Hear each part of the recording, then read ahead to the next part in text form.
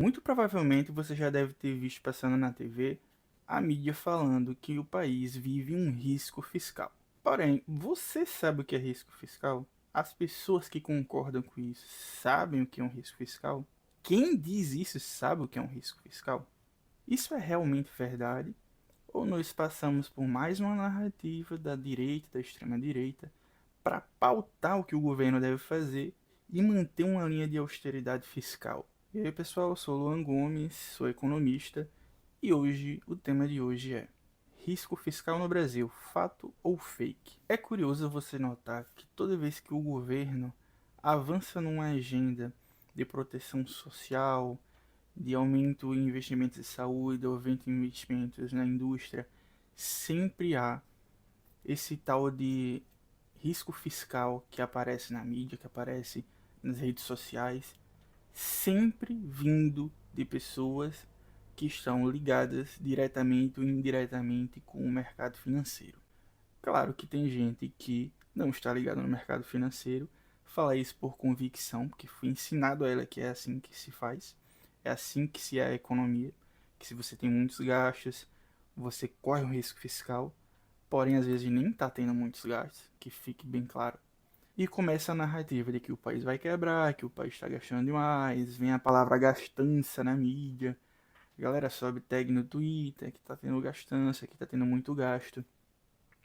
Porém, nunca se tem a mesma narrativa quando o interesse é diretamente ligado ao setor financeiro, ao setor do mercado financeiro.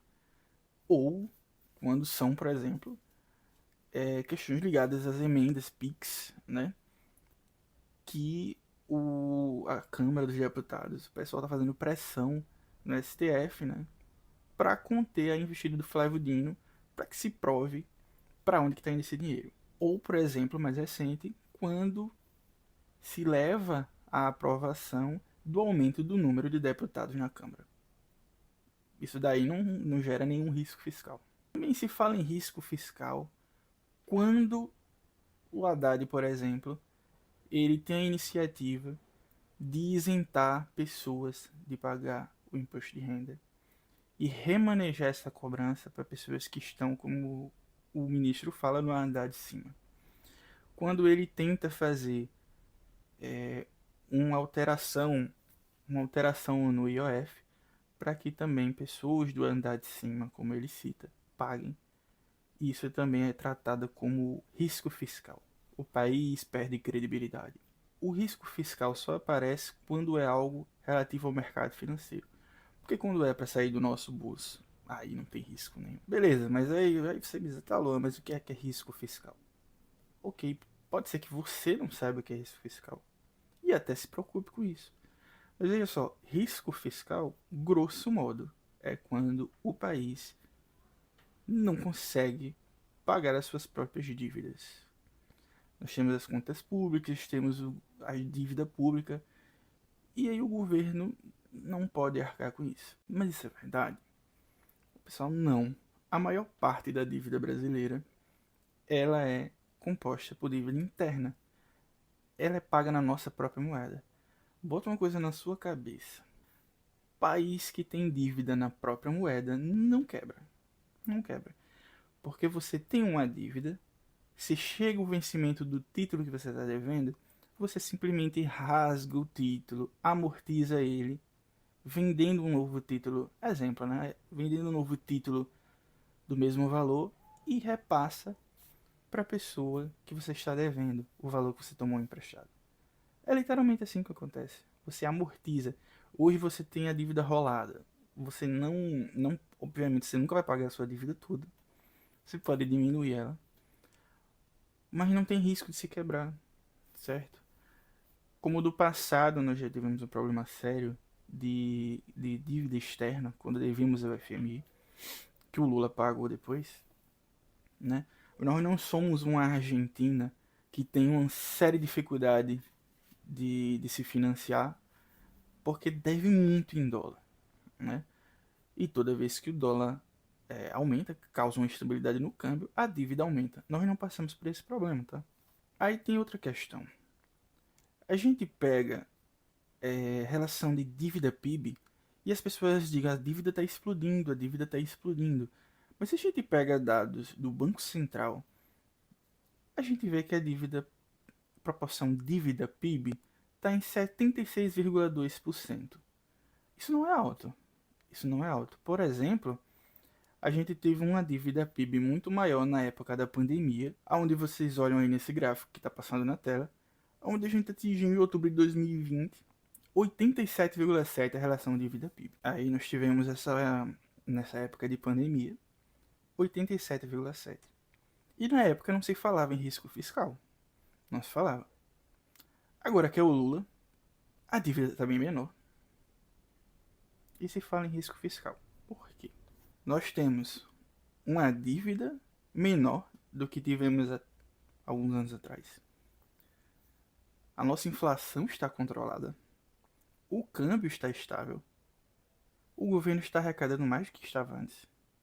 Então qual é o pânico? Qual é o medo? Então, obviamente, você deve pensar, esse discurso realmente é técnico? Na verdade, meio que não existe discurso técnico dentro da economia, né? Tudo, tudo se tem o que e para quê, né? É meramente discurso ideológico. E como eu disse, não que o nosso não seja, tudo perpassa a ideologia. Mas essa questão de tecnicidade, na verdade, só serve para disciplinar o governo, para manter ele sobre as rédeas do Congresso, as rédeas do mercado financeiro, né?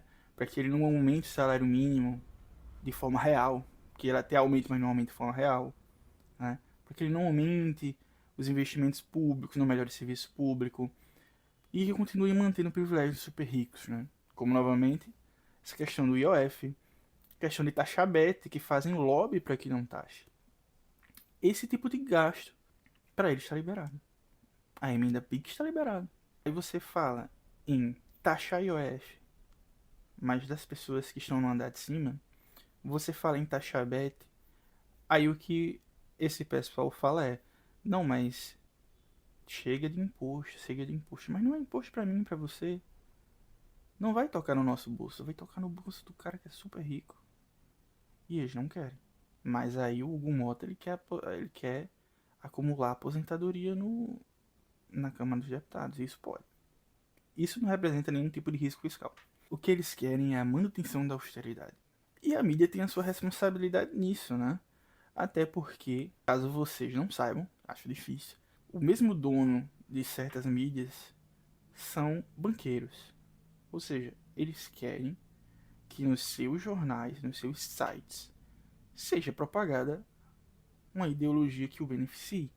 Então, obviamente, que ele não vai querer que você aumente IOF, ele não vai querer uma série de coisas que possa atrapalhar ele. E você pode pensar, não, mas nem todo veículo de mídia, o dono é um banqueiro. Tudo bem, o dono pode até não ser banqueiro, mas os bancos e instituições financeiras pagam para aparecer na TV de fulaninho, no jornal de cicraninho. É aquela velha história, quem paga a banda escolhe a música, então não acho que existe nada isento na mídia hegemônica. O Brasil, mesmo com todos esses avanços que vem no governo Lula 3, mesmo com toda a agenda contrária, ele ainda está conseguindo fazer avanço. Porém, vem toda essa pressão em cima dele. Vem todo esse congresso que breca qualquer tentativa de passar um pouquinho a mais para cima. E fica essa história de tome concessão, porque isso não governa. Então, esse pessoal quer paralisar o Estado, né?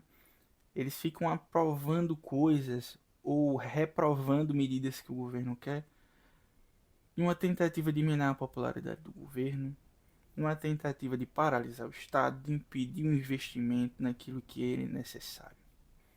Aí toda vez que você ouvir esse termo risco fiscal, eu sugiro que você se pergunte: risco fiscal para quem?